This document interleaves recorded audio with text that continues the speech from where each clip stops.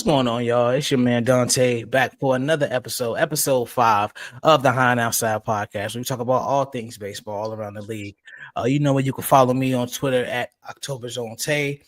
Before I bring my amazing crew in, you as usual, follow the Barber's Chair at Barber's Chair Co. on Twitter and Instagram. Subscribe to our Patreon at patreon.com/Barber's Chair Network, where we have 4 different tiers you can subscribe to, all very affordable, a lot of great content for you. Any merch that you need from us, of course, you can get all of your Barbershop Network merch at bcnetshop.com. And for everything else Barbershop Network, that's from podcasts to editorials, just to updates to everything we're doing from live shows and things like that, make sure you check in with us at the bcnet.com. Once again, that's the bcnet.com. A lot of great stuff there.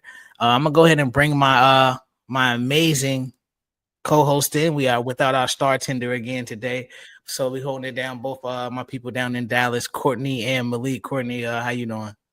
We're pushing through. It's been a very emotional sports week for your girl, but we are pushing through. How are you doing, Malik? How you doing over there? I'm doing all right. At least I think the Stars scored more goals in like 3 minutes than the Rangers did for like 4 games. So it's been nice making them go, and they finally won a game 1 too. So yeah, it's some good vibes today. Yeah, 100% some good vibes. But maybe that new hitting coach. I know we're going to get into that a little bit, but maybe that hitting coach can help Rangers get some of that offensive momentum moving forward. Oh yeah. Yeah, I mean, that's good for y'all. You got some good things going. The Braves, we're going to talk about them a little later. They've been a little up and down, but I've actually, had a good time being in the ballpark this week. It feels good to actually be back, and it's a lot of good baseball going. And as the weather changes, I think that's going to help the Braves out a lot because the ball definitely flies in their ballpark. I'm actually looking forward to Home Run Derby in Truist Park. I think a few years ago, we already know because of political reasons, the All-Star game was taken away from Atlanta. And so they've been preparing the stadium and around the stadium for All-Star game this year. So I think it's going to be a really good time. And so, this week it was really good being back into the stadium. And I will say this, the Dodgers are going to be scary. And this is why, not just because they spent a lot of money, but Yamamoto, when I say as advertised, like switching speeds, control, command, he had it all. And then the next night when I saw Roki just needs the command. Like with Roki, he was very much a 23-year-old, but like you saw the stuff hitting, he was touching 97 in the 5th inning. When he was up around 100 pitches, he still had the breaking pitches, the movement. Once he figures it out, it's going to be scary. And of course, this is all without Shohei pitching. So, I had a really great time in the ballpark this weekend. Braves got knocked off, 2 out of 3 against the Dodgers. You hate to see that because, that's a playoff team in the matchup we expect to see further down the line. But also they'll have a few players back when they play them again, hopefully. So we'll get into that in a second. But it was a very good weekend. It's been a very eventful week in baseball. Our first topic is one of the teams that we talk about. I feel like for the past few years with this team, it's always been the what ifs. Like it's been, well, if they do this, if we can put the hitting finally with the pitching, this is a team that could win that division. And of course, I'm talking about the Seattle Mariners. Right now, they are on a tear. They are the best team in the AL West. We've said this a few times over the past few seasons around this time, where they're one of the better teams in the AL West, and they usually fade off. So I'm going to kick it off with you, Malik. I'm going to ask, are the Mariners for real this year, or is this just another example of Seattle, early flashes and then just going to fade later on in the season? I'm not completely fully bought in, but judging after seeing them next week, it's definitely a new swag that they walk with. And I mean, I want to say they fired their hitting coach and hired Edgar Martinez, former legendary player in August of last year. And they closed the season offensively pretty good. This year, they got off to a hot start. 9 straight series wins. Of course, beat the Rangers over the weekend. Got one against the A's this week. A few of those, 2 of those were comeback wins against the A's late in the game. But it's the same for the most part. The lineup is the same. It's still Julio. It's still Kyle Riley in there. You have Randy Rosarina from last year, but I think it's just a simpler approach at the plate for him. That's when I was talking to the guys, J.P. Crawford, Mitch Garver. It was just more about simplifying things and passing the baton down. And I mean, me and you, Dante, we know where we were working last year with JP. That offense just wasn't there, And I know there's certain stats you don't get with, but my favorite with him is the OBS. I want to say he's third in the American League, getting it first among shortstop. He's getting on base, hitting 270. He's got that average finally over his normal 230 that he'll hit. Always been a top prospect guy. It's just taken him a while to get that bat going around.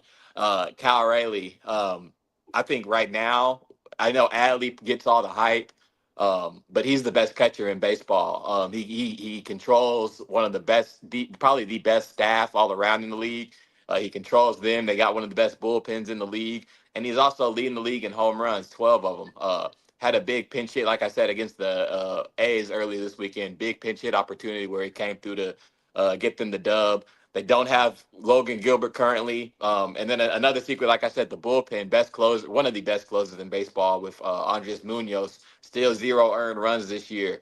I definitely think in what's looking like a little bit of a weaker AL West, when you look at the struggles with the Rangers, the Astros haven't fully gotten to their groove yet. We always say, like, you can't sleep on that beast in Houston, but I definitely do think that Seattle can expand a little bit with their lead. That ballpark play is pretty big, though. So I just wonder, they need to keep their consistency up on the road because you never know about offense in that park. And I do think that they will probably go get one more bat. We'll see what position it is. Leody Taveras, I think, is a good ad for them too. A guy, he had some struggles in Texas, but the guy he has some tools that can make him be great. I think that'll help him. So I don't want to fully drink the Seattle Mariners Kool-Aid yet, but I'm getting close. I got my package ready and the water's coming out the sink. Courtney, I'm actually the same thing. How you feeling about Seattle?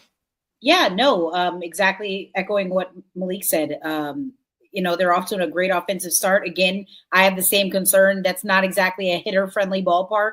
So I worry about just how well they're able to keep that momentum going. But they've been doing, like, these past 3 games that they had against the A's, it was all small ball. There were only 2 runs that came off or 2 homers that they hit in that series. It was all small ball. And again, they're doing this without Logan Gilbert. They're doing it without George Kirby. I know Brian Wu did get knocked around a couple days ago, but I mean, it's going to happen. I do think, again, especially with the struggles of the Astros and the Rangers, that the Mariners could be poised to make a jump. If Cal Raleigh keeps hitting the ball like he is, Jorge Polanco has like an 1103 OPS right now. Just absolutely insane production from him too. The Mariners could absolutely be poised to make a run here. Yeah, no, I definitely agree. And this is my thing. Something that they got criticized for in the beginning of the season may actually work to their advantage. The fact that they didn't spend money in this offseason. Now, when you come into this trade deadline, you're going to have a lot of pieces that are available, a lot of teams that, aren't meeting expectations. That's another thing we'll get into later, that are going to have some bats available, and you can add them to that offense while you're waiting, like you said, for Logan to get back and that pitching staff to come back to what we already know it can be. With an amazing bullpen and that ballpark, which when you're inside of that ballpark, it's kind of surprising how big it plays, like, because it looks like it's one of those barn boxes where like balls are just going to be flying out of the park, but like that's not always the case in Seattle. So I agree with you, Malik. Like, they have a team that's built to score runs in that ballpark, and so I think if you can add a little more speed to that team, that will help them out even more. But I think this is a team that, given the struggles of the rest of the AL West, because I'm a firm believer that, the Rangers, they were very much a win now team. Like, yeah, they had some younger pieces, but that team was built to win when they won it. Like, that's why they spent the money. I think that was the entire purpose, spending the money on Seager and on Marcus Semien and things of that nature. So, the Astros have their struggles and everything that I don't think that's going to be anything that just they flip a switch and they're all of a sudden the Astros again. I think even with the pieces they have coming back in the their pitching staff, they're still going to struggle. And so I think this is very much a division that finally, after years, we can possibly see the Seattle Mariners not only making the playoffs as a wild card, but making it as the AL West champion. And I think that's important because they do have a home field advantage in Seattle. I think that's a great ballpark to play in. I would love to see, a playoff series in Seattle as opposed to the typical wild card game or them missing the playoffs as they have over the past few years. But I think that's something that we'll definitely have to keep an eye on going forward to see how that goes. But yeah, let's switch it up real quick. We're gonna stay in the AL West though, a team that you all are very familiar with, the Texas Rangers. Now it has not been as smooth as sailing for your Rangers. They are currently at the bottom of the AL West. They're in fourth place, and they decided to make some changes over the last week. They switched out the hitting coach. They have hired, Brett Boone. We all grew up. We know Brett Boone, the player, but he is now, the pitching coach. Hitting coach for those Texas Rangers. Courtney, I'll start with you. Do you think that this is something that could spark those Rangers, or is this just another one of those moves where maybe it was necessary, but you still have, a core issue with the talent that's on the roster? Yeah. So, I guess a little added context, maybe for people that aren't as familiar with Brett Boone's professional experience. He doesn't have any. He is a former Major League Baseball player, but he doesn't have any experience as a hitting coach. That being said, I don't think that's necessarily a bad thing. Sometimes guys want to hear information and again, this is not like he's going to come in and he's just he's going to completely disregard analytics, and a lot of people have beef with the numbers. I'm not that person. I think that they obviously have their use, but also sometimes I feel like these guys are, and that's not to say that athletes are dumb and incapable of processing the numbers, but sometimes it's almost information overload. So you're getting fed all these different numbers and all this different information, these graphs and all these charts. And, sometimes you just need to know how to put that into use. So maybe getting the message from someone like Brett Boone could spark a sort of offensive resurgence. A lot of guys in that lineup are struggling. Marcus Semien struggling. Jock Peterson, I think up until this point in the season, has like 2 or 3 RBI so far. And again, these are guys that we know can hit. So maybe just a new voice is needed. Important to note, they also have like 3 different offensive hitting voices, So again, maybe that's something that needs to be explored. Too many chefs in the kitchen, so to speak. We'll see if the Rangers offense improves moving forward from here. But again, it couldn't really get worse. Yeah, no, Courtney, you make a very good point because it's kind of like it's gotten weird where like you see baseball teams with like offense. I think the White Sox have offensive coordinators like Grady Sizemore, and I'm like, what the fuck are we doing? Like, what happened to just having a hitting coach that actually works with your team? And like, I understand the expansion with analytics and launch angle swings and all of that, and wanting to have more coaches on hand. That's cool, but I think it's gotten to a point where it's kind of getting to be overkill with a lot of these teams. And like the best teams, like I know you see teams like the Dodgers who do employ these type of things, but everybody can't do what they do. You just can't. And I think sometimes this may be another way for the Rangers to like take it back a little bit, like you said, because you do have other voices in there. But him as a former player, I'm sure he may come in there and tell them like, hey, like you serve your purpose, but at the same time, you don't need your hitters thinking about 4 or 5 different things at the same time while they're up there. Because as we've seen, like you said, with these players, you want to have them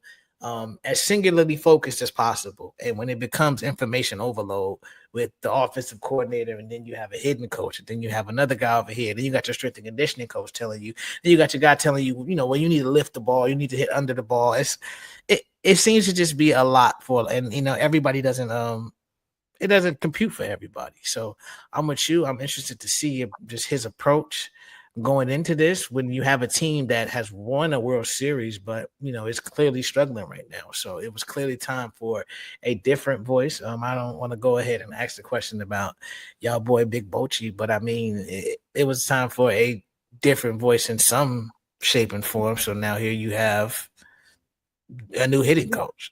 And speaking of, isn't that so funny? How people are, of course we're 2 years removed from that World Series, right? But Donnie Eckert was an offensive coach on that 2023 World Series team. So it's just funny. It's, I get that the business is the business, but it's very, what have you done for me lately? Because that's crazy. Again, how much credit does he get right, for that offensive production that they had in 2023. And now he's taking all the blame for their offensive struggles in 2025. It's just funny how it works, you know? No, definitely. Malik, how you feeling? I feel for Donnie Ecker because I definitely feel like you said, he was big time helping the team win the World Series. I feel like it's kind of an organizational thing though. There's a lot of swing and miss on the Rangers. There's not a lot of opposite. It doesn't seem like it from my standpoint of just watching the team play. It doesn't seem like there's a lot of hit the ball the other way. It seems like there's just a lot of chasing going on. I don't feel like that was all on Donnie Ecker. But with the offense doing as poor as it was, a move had to be made. And when I say that it's, organizational and its philosophy, I know you didn't want to say it. Nobody's going to fire Bruce Bochy, but that falls on him and the general manager. When it's a team philosophy, you're the damn coach, and you're the GM who built this team. And it also falls on the players who make hundreds of $millions to hit the baseball. Um, you at the end of the day, the hitting coach can't swing the bat for you. And I think it was too many players on the team. I kind of saw it from two different ways. Like, everybody's doing bad. Is that all on the coach? Or everybody's doing bad? Is that all on the coach? It just depends on how you look at it. I think Brett Boone is gonna, like you say, he's gonna simplify things. I don't think I don't think he's done a whole. From what I've heard, he hasn't done a whole lot of coaching yet. I'm pretty sure coming into the weekend, he'll have his imprint more on the team. But it's another good thing to have a former player though in that hitting coach, offensive coordinator role. The Mariners, when they got, like you said, the Mariners, Edgar Martinez, you see them heat up. So I think the Rangers are trying to take a page out of that book. Do I think that flips the switch and turns the season around? I'm not sure about that. They've had a few successful games this week, but I want to say both times they came against pitchers that I would call 4 or 5 guys, fringe, maybe the third man in a rotation at best. And the offense didn't execute with today for Thursday, for example, and Wednesday as well. 0 for 17 with runners in scoring positions. You saw Marcus Semien twice, Adolis Garcia not be able to drive the ball to the outfield, hit a fly ball when there's one out to get a run in. So we'll see. I definitely think that more changes are coming if the team doesn't heat up, but I do like the start. Like you said, Brett Boone, he doesn't have any experience, but he comes from a baseball family. He comes from a baseball background. Got to play with guys like Griffey's and all them. So hopefully, from watching the game, he can bring a good philosophy to the Rangers. But we'll definitely see, I think, this weekend, a big series against the Tigers, one of the best pitching teams in the league. And then you might get a little we'll call it a cakewalk, but they might be desperate against the Rockies. But then the Houston Astros are in town next weekend. So whatever new hitting coach comes into town, he's going to have to make his impact quick. Can I just say that I'm like super jealous? This dude Dante, you know how he got this job, right? How did he get the job?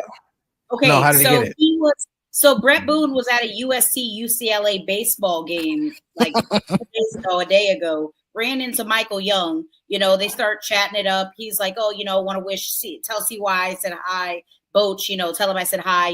Good luck the rest of the way." I guess Michael Young relayed the message to Chris Young, and I guess the wheels started, turning. And a day later, Brett Boone gets hired as a hitting coach. I would like to go to a sporting event and 24 hours later end up with an elite coaching job. I would love that. I would welcome it. For anyone listening out there, I am available for hire. Yes, shout out because I was just about to shout out the Boone family. You gotta love a good old baseball nepotism. They definitely keep it in the family. We gotta love it. I appreciate it, man. And I actually do wish him nothing but the best, man, going forward. But now let's switch it up real quick. The team that I have the pleasure of covering, the Atlanta Braves. Just a quick injury update. They finally, they bounced back from a rough season start. They started off 0-7, and they ended up winning 4 straight series, even though it was like a win-loss. And the Dodgers finally came to town and put an end to that. The Dodgers took 2 out of 3. Like I said, Yoshi and Yamamoto got the dubs, but they were able to start picking it back up against Cincinnati. I got to check the score right now. I believe they might be back in it. I know they they were blowing the lead in the ninth inning as we started the show. But they have an opportunity if they win tonight to close out this homestand 4-3, get above 5. They've actually tied it. They're in the bottom of the 10th right now, 4-4. So they got that going. But I mean, right now you're still looking at a team that's just been very inconsistent. I think that's the best way to describe the Braves. And part of that is because they don't have their entire roster together. So far this season, you've gotten 2 starts from one from Spencer Strider, one from Ronaldo Lopez, your 2 all-star starters. Ronald Acuna has not stepped foot on the field yet. The most you've heard from him was the controversy around the tweet. And now this week coming up to the build-up about his return. And so now you're really just playing the waiting game, and you need to win as many games as possible. So, with the way their schedule is right now, they have the Pittsburgh Pirates and the Washington Nationals coming up. So very winnable series. Still a lot of games where they just need the guys on the roster to step up. Ozzy's been struggling. Olsen and Riley have been inconsistent. Marcelo Ozuna has probably been the most consistent guy on the team. Michael Harris, same thing. So he's probably had maybe 2 good weeks. So you really need the entire team to step up. But I think what's really going to spark the Braves, and I'll ask you all about this in a second, is the injured players coming back. Spencer Strider, I saw him tossing in the outfield on Sunday, and he actually had a bullpen session yesterday. They said it went well. So, no swelling, no soreness from overnight. He woke up, he felt good. So, his timetable is still speeding up. So he's on a good track. Still no announced date for his return. So, that's still something that I find interesting that they haven't been giving out, concrete dates for these guys. But at the same time, I get it because you want them to come back and be, here to stay, especially with a hamstring. You don't play around with hamstrings. That's something that if it starts to linger, that could become a problem, especially for a pitcher. And with Ronald Acuna, same thing. There was some mixed reporting. Some people said he was going back to LA to get another opinion on his knee, but they canceled that. They said he's good. He's really just strengthening his quads to make sure everything is straight when he starts his rehab in a couple of weeks. But he's still, like I said, a couple of weeks away from that rehab. So my question to you all is, when you get back a Ronald Acuna and a Spencer Strider, this team is currently 6 games out. I know we see the craziness of the NL East all the time, but are the Braves, should they, even though it's early, should they just be, eyeing a wild card? Or is this a situation where you lock in and when you get your guys back, you really push, to try to win another NL East crown? Courtney, I'll start with you. I mean, it's a nice idea in theory, right? But the Mets are looking real good right now. I'm not Sid, but I'm fine to act as Sid. The Mets are looking real good right now. That being said, I'm not completely out on the Phillies yet. I just haven't been moved to the point where I think that they're capable of winning the NL East. I do think that it might be the Mets' year. That being said, getting Spencer Strider and Ronald Acuna Jr. slotted back on your team is not a loss, right? So I don't know. Vibes might also be a little bit weird when Ronnie gets back. Who knows? That's a little awkward. Walking back in hey, how y'all doing? That's awkward. It's going to be awkward. Yeah, especially for a guy who doesn't rehab with the team. Like, he's in Los Angeles right now. So, like, we've seen everybody else. Like I said, I saw Spencer on Sunday throwing. He's been around the team. He's been in, around rehabbing, working out in the stadium. So seeing him here while Ronnie's in LA, I think that's definitely going to be that's awkward. An adjustment. Yeah, it doesn't. 100%. Yeah, it's not. It doesn't bode well for like rebuilding team chemistry to make a push. To get back into first. It's giving. All right, let's just handle our business. Let's get this wild card and we'll sort it out from there. No, I mean, you're not wrong. You're not wrong at all. Malik, how you feeling? Personally, just seeing what, like you said, that crazy NL East, I don't think it matters if they win it or not. I think they should just try to secure a spot and try to make sure that all these teams in the AL competing for a wild card spot in the NL with those NL West teams is already hard enough. You got what the Giants are in third right now, Padres second, I believe.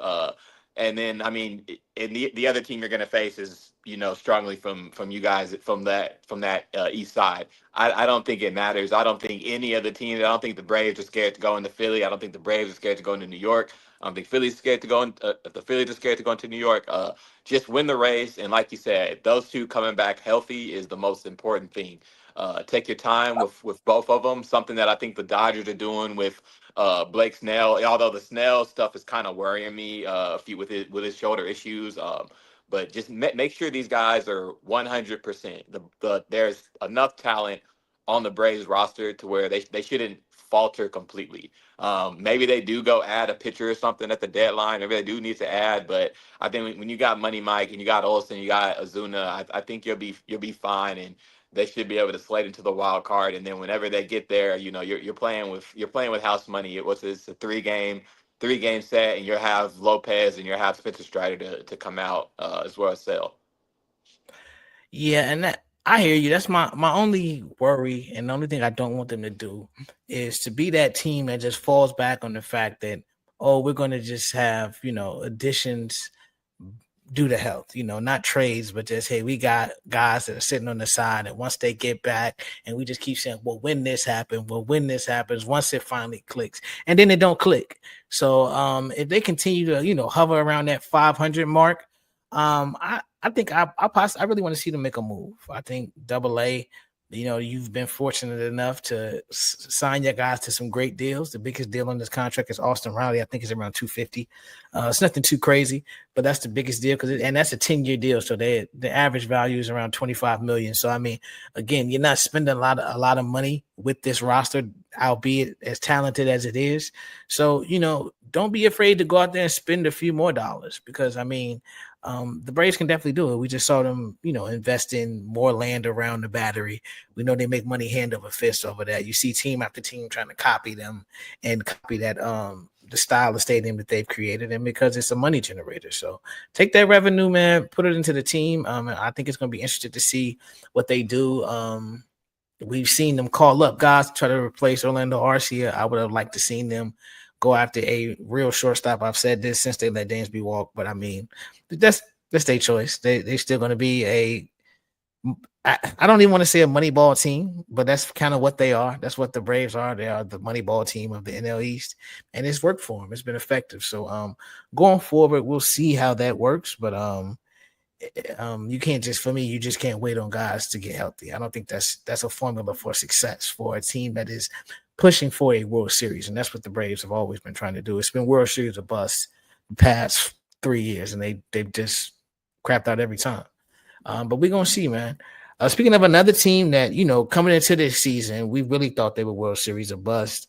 The Boston Red Sox. One of the funniest things about this team all season has been the Rafael Devers saga.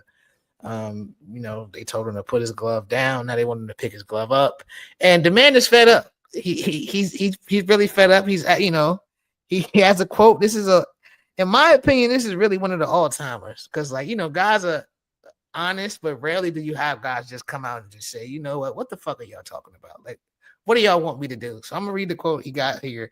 There was a misquote from the interpreter, but we'll read the quote first. I know I'm a ball player, but at the same time, they can't expect me to play every single position out there.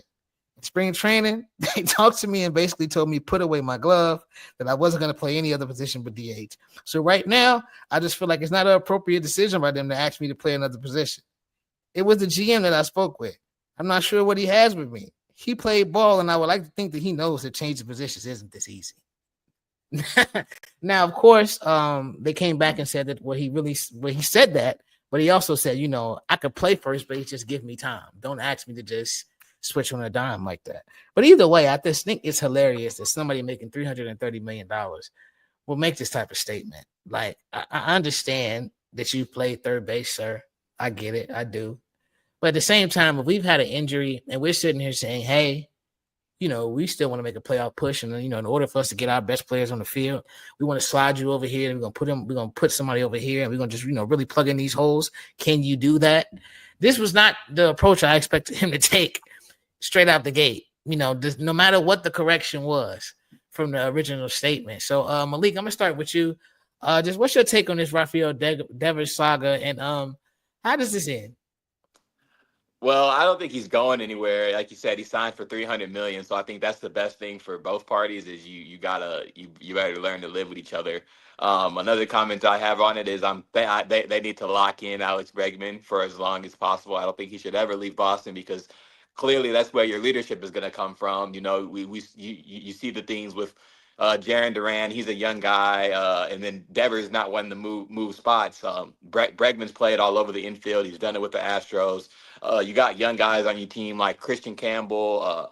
Everybody's having to move around and be the best, be in the best spot for the team. I get what Devers is saying, man. It's not easy. People think that first base is just a simple position, and I've seen it. I've seen it with the Rangers where you watch pregame and there's only one guy at first base. There's usually only one guy practicing the first base. The day that the day that they're playing a Major League Baseball game, and it dead ass be their first day ever playing first base. And so there are some people who can go over, but you saw in the Red Sox game, or if you guys saw, Josh Smith, Rangers utility player, original shortstop. He's played third, he's played second, he can play center, he can play right, he can play left. He's playing first base for like the third time in his career. And I want to Garcia. I forget what position he plays. I'm sorry for it, but Smith has his foot halfway on the bag. The dude sprained, whatever. I don't think he came back today. He hurts his leg, but it's some little things like that you need time. You need spring training to get to know. They could have asked Devers to move to first base during spring training. They said, no, put your glove completely up. So I get what he's saying is like, man, I don't want to go over there and you want me to put all my focus on hitting. That's how he was growing his mindset to just hit. And now he's got to worry about playing first base where, you could call it an easy position, but you're involved in every play. You can't be lackadaisical. You can't take a play off over there. So I think he is right. I think at the end of the day that the Red Sox will go grab another first baseman. I think he'll probably get a game or so over there. But yeah, really, really happy for both parties that he signed his extension. So I don't think there's any smoke when it comes to like a trade rumor or anything. Oh yeah, no, he's definitely not going anywhere. Courtney, how you feel? I can't say I blame him. It's like first off, I don't think that the way the Red Sox have handled this from the very beginning was very good. Obviously, you're paying this man this much money. He was paid under the guise that he was going to be moving forward for the rest of his contract, your franchise third baseman. Now, did he help his own case with his poor defensive play? No, absolutely not. Man is not a good third baseman. Fantastic DH. And now that he's had time to adjust to the new role that they forced him into after they signed Alex Bregman to be their new third baseman for the next 3 years, that, again, totally fine. It's a business. You do what you got to do. But this man isn't getting paid to be a utility player. You're asking him to go all over the field after literally basically diminishing his confidence as a fielder by saying, yeah, go ahead and put that glove away, boss. We're not going to need you to pick that up again this season. And then Tristan Casas gets hurt, who respectfully wasn't having a great season at first base anyway. I don't blame him one bit. Now for $330 million American dollars, you should be willing to do whatever. But also, that's not his job, and the burden and the onus is not on him to come up for the shortcomings of the organization. You got dudes in the minors. You got people even within your own organization that you could move around because you have dudes in the minors that can fill those slots. Ask Jaren Duran to play first base. You got Roman Anthony, arguably the best prospect in Major League Baseball, waiting in the rings to come play in the outfield. Why does it have to be Rafi? Why does he have to be the one making all the sacrifices? That's how I feel. I don't blame him one bit. Fuck me. No, that's very true. And I think, mentioning the salary, that's more so me being a fan. And that's something we got to stop doing.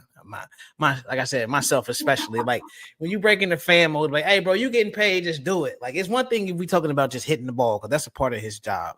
But to actually switch positions at a major league level, it's not as easy as we try to make it seem. It's not like little league where we say, hey bro, just hop over there. And I know over the past decade, especially with Madden, like Madden, the former manager of the Chicago Cubs, people have made it trendy to have, positional versatility and guys you can just toss around and spin around. But that's not always been the norm in Major League Baseball. And corner, yeah. Yeah, it's great for roster flexibility, but is it good for the player? Now, mind you, Rafael Devers would always get lit up by fans and by Boston media for being bad at third base. Now, imagine he goes over to first base and he stinks at that too. You can't win. He was getting his groove and was finally getting into a good place as an everyday DH. And now you're asking him to learn another position this season. I just think it's unfair. Because, again, if he's bad, he's the one that's going to have to deal with it. Yeah, I'm very much a Bill Buckner situation in waiting to happen all over again. So, I mean, we'll keep an eye on that. I think, the Boston has still been one of the, underachievers so far, one of the teams that we really wanted to see more from. There's still a lot of baseball left, but they just haven't been what we expected. And, with this extra development, we'll see where it goes.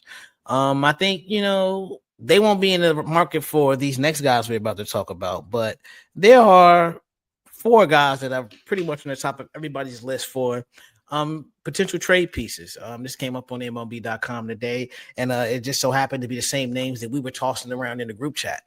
Guys that we thought that, as we head into the trade deadline and eventually the playoff push, you're going to see teams try to make a move for one of these 4 guys. I think by the end of this season, I think 3 out of these 4 probably, I think I'm 70-30, that 3 out of these 4 will be on a different ball club. And so we're going to just, I'm going to say all 4 names and then just ask you how you feel about them. So our top pitcher, we have 2 pitchers and 2 position players. The top pitcher we have that we think is going to be available is Sandy Alcantara.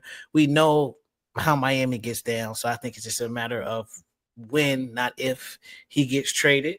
The second pitcher on the list would be Framber Valdez.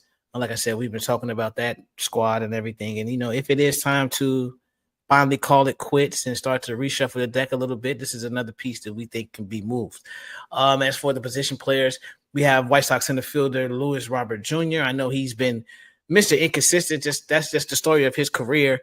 But at the same time, he's one of those guys, still young enough to where you have plenty of teams out there that probably say, we can fix him. We can make this work. We can get this guy in our building and he'll be the superstar that he was projected to be. And last but not least, Mr. Platinum Glove himself, Silver Slugger, his resume speaks for itself. Nolan Arenado, a guy that was lied to in Colorado, and he went down to St. Louis and things just haven't panned out the way that they expected. So this is a guy that has been more open to waiving his no trade clause. He does have a full no trade clause, so he can go wherever he wants. And he's been, more receptive to some of the noise about him leaving St. Louis. So, Courtney, I'll go to you first. Of those 4, who do you think is the most likely to be traded? And what do you think they can help? It's funny because when I was thinking about this, I was like, obviously the obvious pick is Alcantara, right? Like Sandy is going to get dealt. But obviously that's Miami's big piece. So they want to make sure they maximize the value, and they can't really do that right now when dude has a near 9 ERA. I do think as the season progresses, obviously that will go down. He will get more comfortable the further removed he is from that Tommy John surgery. But that being said, I think Framber, honestly, I think Framber is as good as gone, especially when you look at the rest of that rotation. If you have a healthy Hunter Brown, Spencer Arrighetti comes back, Ronel Blanco, Hayden Wesneski, Ellen J back, you got Ryan Gusto. I just feel like the Astros have a lot of starting pitching options. And again, he is a free agent at the end of the season. So he's kind of almost the odd man out. Jim Crane has not proven himself worthy of wanting to pay people. That's why Kyle Tucker is no longer there. It's why Alex Bregman is no longer there. I think Framber is as good as gone. And there are going to be a lot of teams at that time of year by the deadline that are going to be in need of starting pitching, and especially a left-handed starter. So, I think Framber is as good as gone. Malik, how you feeling?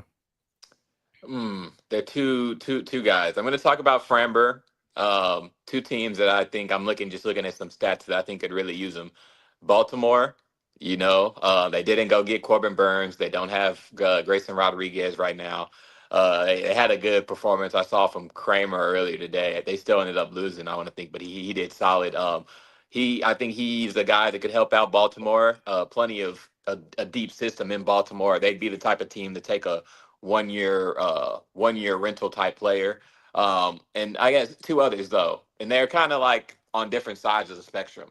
I wonder if the Oakland A's, who they have a lot of their young prospects already in the league, if they're willing to sell anybody for a guy like for a rental like Framber or for a guy like Sandy.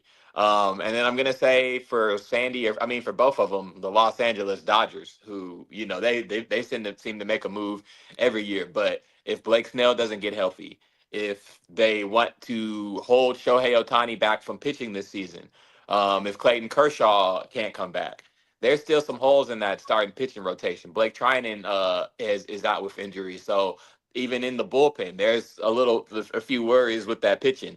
I think they're a team that can afford a 1 year contract in a Framber Valdez. Although, like, I just can't see them trading Framber, but he's already said that he's going into free agency. So if and that hasn't been his best season with the Stros, so I definitely think that both of those guys will get looked. And I mean, a team like the A's.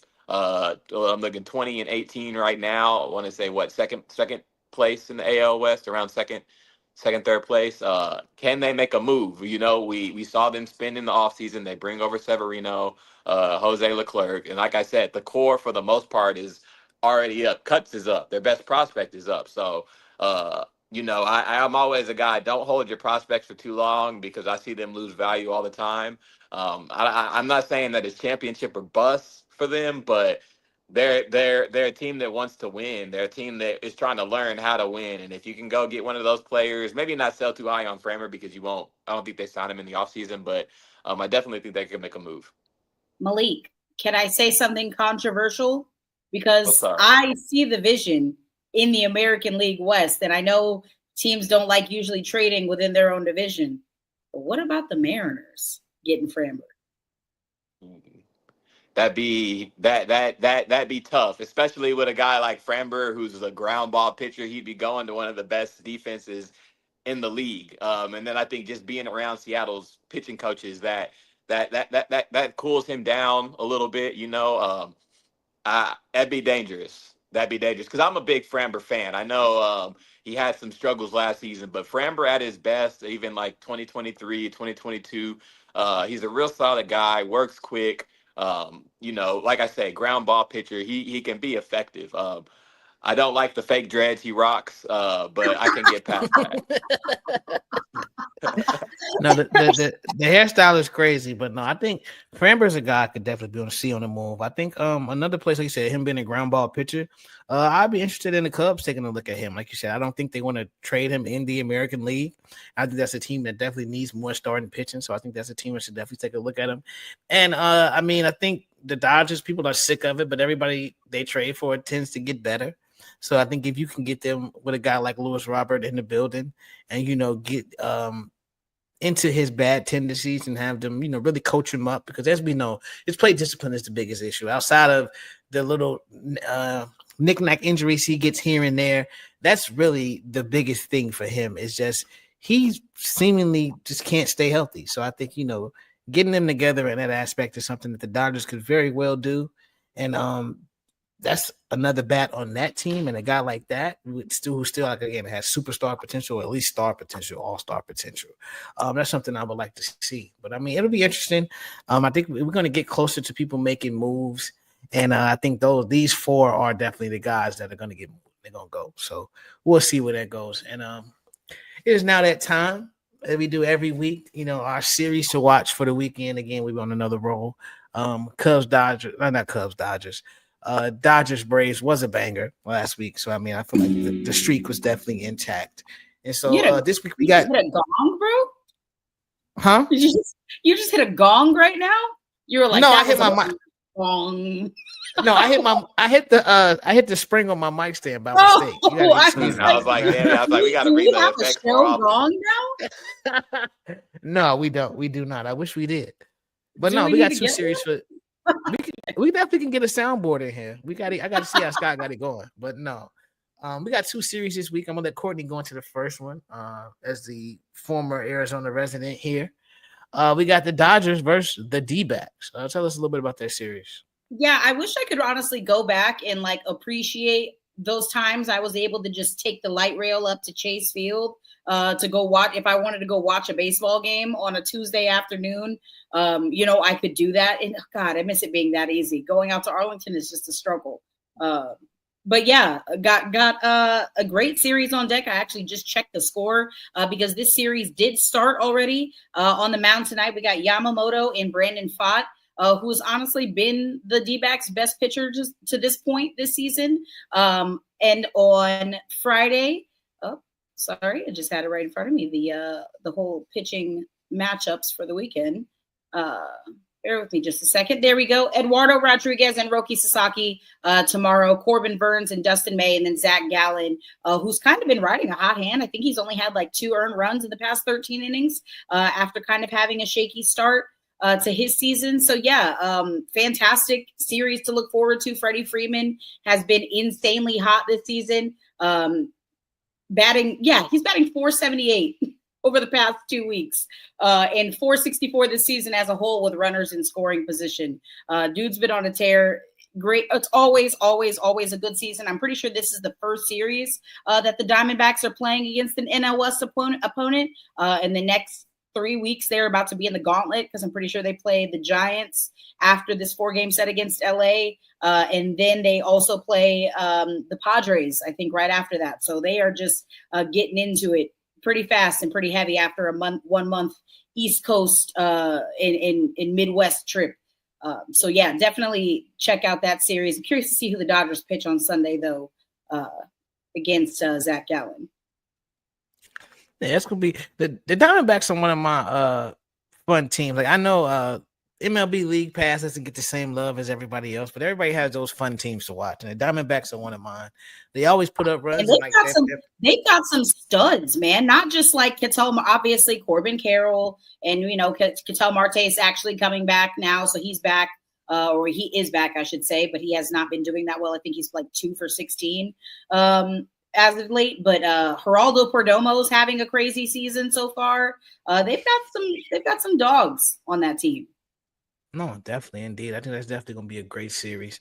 And we also love a 4-game set. I think with everything always being 3 games, 4 games give us a little extra time. So, I enjoy 4-game sets. I think the Braves are trying to rally now. They're still in extras, but we'll see how that is. But 4-game sets are fun. Malik, I know you got a series for us. The Kansas City Royals versus the Red Sox. Let us know what's going on there. Oh yeah, Saturday afternoon. You guys got to tune into one of the best pitching matchups of the early season. Cy Young guy Garrett Crochet faces Cole Reagans, a future Cy Young winner, I think. Bobby Witt Jr. He probably has, like, if it's been 30 games, he probably has hits in 28, 27 of them. Of course, the Devers controversy that happened this week. But through all that controversy, the Red Sox won some baseball games. Thankfully, they had the Texas Rangers on the schedule and got to get right versus them.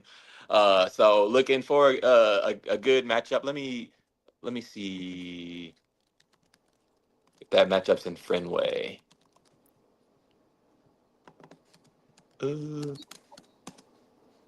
Let's see. No, that matchup's in Kansas City, so won't get the Fenway Park vibes, but Boston always brings out a crowd. So I'm looking forward to that series. Royals trying to stay afloat in the AL Central behind the Tigers. And I think that Saturday matchup is going to be one of the best of the weekend.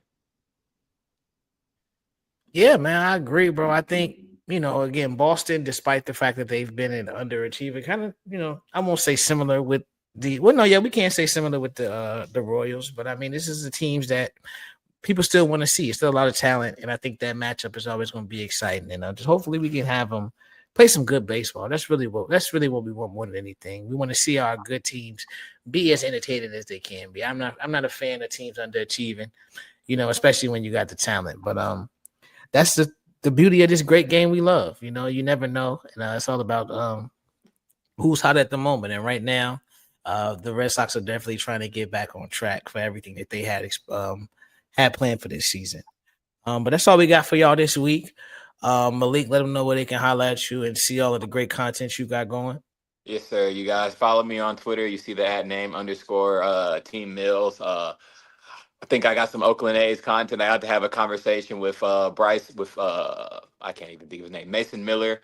And then I also got Nick Cutts. Always, you gotta slow down when you say it. Nick Cutts, talking about his major league debut a few weeks ago against the Texas Rangers. Real solid guy.